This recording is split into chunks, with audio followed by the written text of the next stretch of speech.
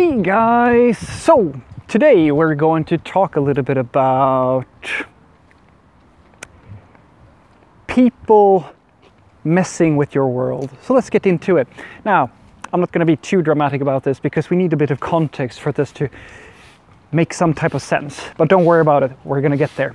So today I was reading through a few comments and I had this great one where this viewer basically had started talking about, I started a little bit of a conversation around, all right, so in one of my videos I kind of talk about the considerations that you should have when you make a technical decision. In this scenario it was, all right, a candidate on one of my job interview videos had made the decision, okay, I'm gonna go with ES6. And in my video I kind of touch on the idea that, all right, if you start writing ES6 as a junior level developer in the browser, and you know, that's a good thing. I mean, I'm not saying that ES6 is a bad thing, but my first thought is, okay, I'll need to talk a little bit to this candidate just to make sure that the person understands the impact this decision has had on the project. And this person then kind of said, well, Frederick, why would it be a problem using something like ES6? Well, I mean, we can just use transpilers to be backwards compatible, because he kind of figured out what I was touching on. This whole idea that, you know, browsers, not all of them, the old ones, they don't really support ES6, even if you would like them to. And he was talking about, yes, I said, adding a transpiler or a polyfill to support that. And so I wrote back to him, I'm going to tell you what I told this person. You see, guys, you do not get to decide that. Hear me out. When you start at a project, it doesn't matter which project you start at, there are people who have been working on that project before you. And the tools and the decisions and all of the technical limitations of that project is going to dictate what you can do and what you can't do. I have been in projects where my favorite tools, they're not used. I can live without my favorite tools. I have been in projects where there are technical limitations that I can't really go around. And I've had to kind of deal with that. I've been in projects where there are literally, like, there's no documentation. I just have to kind of reverse engineer how things work. I haven't even owned the source code to some of the stuff, but I have to figure it out. And that's what I want to touch on here, guys. If your mentality is that you should not like in this scenario, like that you can simply add a solution that you know of to solve your problem, you are making a big mistake.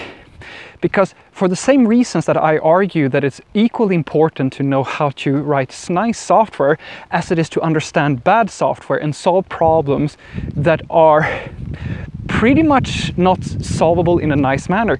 This is the same sort of thing, guys. It's the same it's exactly the same thing.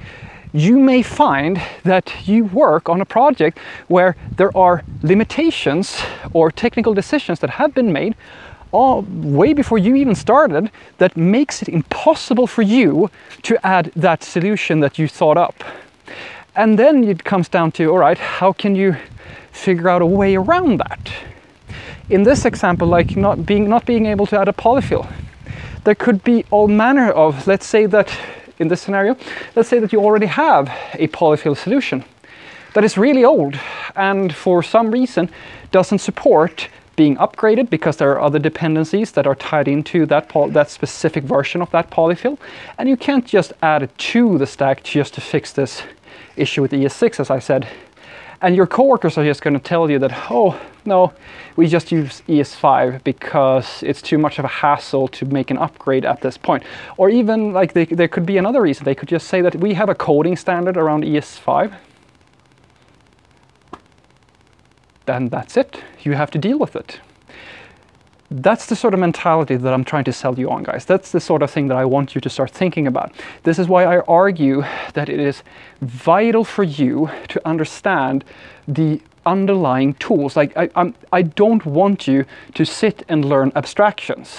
These are good things. It's not bad. I mean, knowing React and Angular and E6, and like, you should absolutely learn this stuff, guys, but you can at no point make that mental mistake to think that, well, I don't really have to deal with this, don't really have to think in this way, because I will just use that tool or that convenience method to solve that problem for me. Because if you have that mentality, what are you going to do when you can't do that?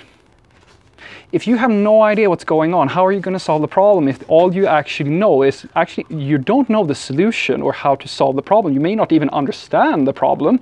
You just know of some library or some tool specifically that solves that problem for you, but you have never taken the time to actually understand what the problem is and how the solution actually works. And that's what I want you to take away from this video, guys. Trust me when I say this. I've been in plenty of situations where I've cursed, I've pleaded, I've gone through so much frustration because I'm working in an ugly code base or with a very inconvenient, really bad solution to a given problem, but there's nothing I can do to make it go away, because there's simply too much invested in that solution and in that specific way of solving that specific problem, that I can't just add a library, I can't just abstract away the problem, or yes, in this case, add a polyfill to solve it. I can't really do that. So I have to educate myself basically to figure out how to work around the problem. That is why I keep saying that it is important that you understand the environment and the platform that you are working with, not just the abstractions. Because if you just understand the abstractions, you may find that you're going to be in a situation where you can simply not use the tool of your choice. And then what are you going to do? Have a great day.